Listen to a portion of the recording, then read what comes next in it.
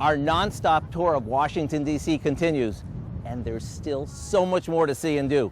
We could spend a month here, but the one place that we needed to visit was the White House. And even though I've seen it 100 times on TV and in the movies, there's nothing like seeing it in person. It's hard to imagine what it would be like to live at 1600 Pennsylvania Avenue. This place is humongous. It takes a staff of more than 450, including a team of chefs to keep everything running. After all, you don't think the First Family takes care of all 132 rooms themselves, do you? Now, since most of us probably will never have a chance to dine in the White House, that doesn't mean we shouldn't eat like a dignitary. That's why we recreated a dessert that was served when the Kennedys hosted a luncheon for Princess Grace Kelly. It's a simple yet fancy-tasting strawberries Romanoff that has stood the test of time.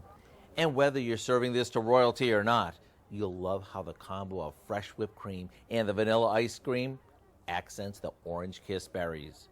To get the recipe to our White House Strawberries Romanoff, all you have to do is visit our website. I'm Howard from the Mr. Food Test Kitchen, where today we found a presidential way for you to say, "Ooh, it's so good."